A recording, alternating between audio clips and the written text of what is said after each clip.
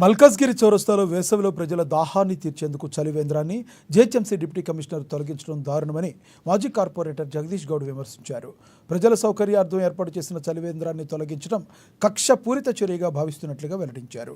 ఇందిరాగాంధీ విగ్రహానికి అడ్డంగా సాకు చూపిస్తూ కార్యకర్తలాగా కమిషనర్ వ్యవహరిస్తున్నాడని ఆగ్రహం వ్యక్తం చేశారు.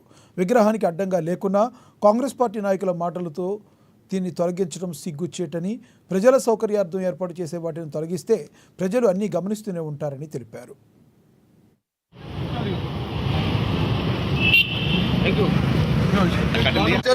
ప్రతి ఒక్కరు గమనిస్తున్నారు.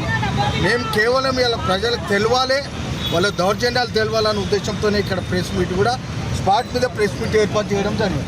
చూడండి ఎంత దౌర్జన్యంగా మనం తడకలు వేస్తే తడకలు తీసి పడేయడము, మా బ్యానర్లు వేసే బ్యానర్లు తీసి పడేయడము.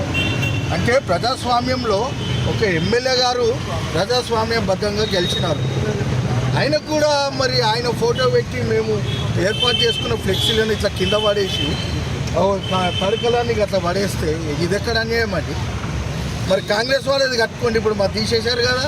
కనీసం మీరైనా ప్రజల సౌకర్యార్థం కోసం, ప్రజల కోసం నీళ్ళు కావాలి, నీళ్లు మీరన్నా మరి ఇక్కడ ఒక చలివేంద్రం పెట్టుకొని ప్రజలకు ఏర్పాటు చేయండి అని నేను అందరూ ముఖంగా తెలియజేస్తూ ఉన్నా.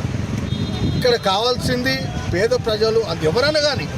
ఇప్పుడు ఇది ఒక చౌరస్తా, ఎంతోమంది కొన్ని వేల మంది ఇక్కడ నుండి మల్కేడ్ చౌరస్తా అంటే వేల మంది ఇక్కడ నుండి పోతూ ఉంటారు, వస్తూ ఉంటారు.